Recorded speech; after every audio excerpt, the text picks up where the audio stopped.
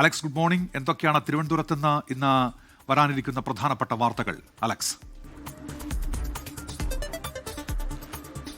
ഉന്മേഷ, good morning. ഉന്മേഷത്തിൽ ഏറ്റവും പ്രധാനപ്പെട്ടത് തിരുവനന്തപുരത്ത് നിന്ന് പ്രതീക്ഷിക്കുന്നത് മുഖ്യമന്ത്രി പിണറായി വിജയനും അതുപോലെ മലയാളത്തിലെ പ്രിയപ്പെട്ട ചലച്ചിത്ര താരം മോഹൻലാലുമായി നടത്തിയ അഭിമുഖം ഒരുപക്ഷെ ഇന്ന് പുറത്തു വരുമെന്നുള്ളതാണ്.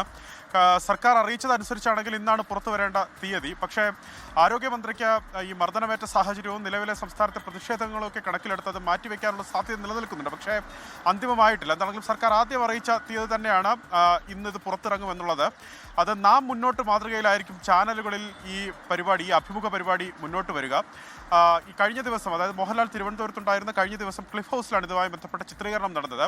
മുഖ്യമന്ത്രിയുടെ ജീവിതം ഒപ്പം സംസ്ഥാന സർക്കാരിൻ്റെ നേട്ടങ്ങൾ എന്നിവ ഉൾപ്പെടുത്തിയതാണ് ഈ അഭിമുഖം എന്നാണ് മനസ്സിലാക്കുന്നത്. സംവിധായകൻ ടി കെ രാജീവ് കുമാറാണ് ഈ അഭിമുഖം സംവിധാനം ചെയ്തിട്ടുള്ളത്. അഴകപ്പനാണ് അതിൻ്റെ ക്യാമറ ചലിപ്പിച്ചിട്ടുള്ളത്.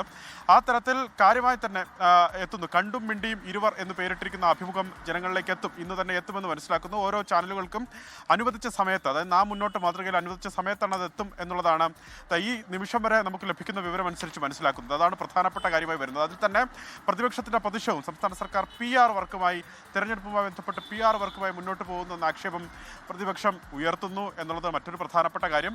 മറ്റൊന്ന് KGM-CT സമരവുമായി ബന്ധപ്പെട്ടാണ്. സംസ്ഥാനത്തെ സർക്കാർ മെഡിക്കൽ കോളേജുകളിലെ ഡോക്ടർമാരുടെ സമരം തുടരുന്നു. അനിശ്ചിതകാല OP ബഹിഷ്കരണം, അധ്യാപന ബഹിഷ്കരണം, അടിയന്തരമല്ലാത്ത ശസ്ത്രക്രിയകളുടെ ബഹിഷ്കരണമൊക്കെ തുടരുന്നു.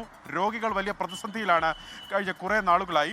അതിൽ ഇടപെടൽ നടത്താൻ സംസ്ഥാന സർക്കാർ ആലോചിക്കുന്നുണ്ട്. ഇന്ന് സർക്കാർ തലത്തിലൊരു ചർച്ച, ഉദ്യോഗസ്ഥ തലത്തിലൊരു ചർച്ച നേരത്തെ തീരുമാനിച്ചിരുന്നു. ആരോഗ്യമന്ത്രിയാണ് ഇതുമായി ബന്ധപ്പെട്ട നിർദ്ദേശം KGM-CT ഡോക്ടർമാർക്ക് നൽകിയത്. പക്ഷേ ആരോഗ്യമന്ത്രിക്ക് പരിക്കേറ്റ പശ്ചാത്തലത്തിൽ ആ ചർച്ച നടക്കുമോ എന്നുള്ള കാര്യം അനിശ്ചിതത്വത്തിലാണ്. ഒരുപക്ഷെ ധനമന്ത്രി KN ബാലഗോപാലും അതുപോലെ ആരോഗ്യവകുപ്പ് സെക്രട്ടറിയും ധനകാര്യ വകുപ്പ് സെക്രട്ടറിയുമായി ഒരു ഉദ്യോഗസ്ഥ ചർച്ച ഉച്ചയ്ക്ക് ശേഷം അല്ലെങ്കിൽ വൈകുന്നേരം നടക്കാൻ സാധ്യതയുണ്ട്. പക്ഷേ ധനമന്ത്രി കൊല്ലത്ത് തുടരുകയാണ്. അതിനാലാണ് ആ അനിശ്ചിതത്വം അങ്ങനെ തുടരുന്നത്. ഇന്ന് ചർച്ച നടക്കുകയാണെങ്കിൽ ആ ചർച്ചയിൽ ഉരുത്തിരിയുന്നതായിരിക്കും പ്രധാനപ്പെട്ട തീരുമാനം. ശമ്പള പരിഷ്കരണ കുടിശ്ശിക നൽകണമെന്നുള്ളതാണ് സംസ്ഥാനത്തെ സർക്കാർ മെഡിക്കൽ കോളേജ് ഡോക്ടർമാരുടെ പ്രധാനപ്പെട്ട ആവശ്യം. ആ ആവശ്യത്തിലാണ് തീരുമാനമാകാതെ അങ്ങനെ നീളുന്നത്. ആ ആവശ്യം മുഖവിലക്കെടുത്താൽ ഏതാണ്ട് 450 കോടി രൂപയോളം സംസ്ഥാന സർക്കാർ കണ്ടെത്തേണ്ടി വരും. അതിനാലാണ് ആ ആവശ്യം മാത്രം പരിഗണിക്കാൻ സർക്കാർ വിമുഖത കാണിക്കുന്നത്. സ്വാഭാവികമായി ഇന്നത്തെ ചർച്ചയിൽ അങ്ങനെ ഒരു ഫോർമുല ഉരുത്തിരിയുകയാണെങ്കിൽ അത് സർക്കാർ മെഡിക്കൽ കോളേജ് ഡോക്ടർമാരുടെ പ്രതിനിധികളെ സർക്കാർ അറിയിക്കും എന്നും വ്യക്തമാക്കിയിട്ടുണ്ട്. പക്ഷേ ആ ചർച്ചയിൽ ഒരു അനിശ്ചിതത്വം നിലനിൽക്കുന്നു എന്നുള്ളതാണ് പ്രധാനപ്പെട്ട കാര്യം. മറ്റൊന്ന് കൊല്ലത്ത് നിന്ന് വരുന്ന വാർത്തയാണ്. ശബരിമല സ്വർണ്ണക്കൊള്ളക്കേസിൽ തിരുവാഭരണ മുൻ കമ്മീഷണർ KS ബൈജു ഇന്ന് കൊല്ലം വിജിലൻസ് കോടതിയിൽ ജാമ്യ ഹർജി നൽകും.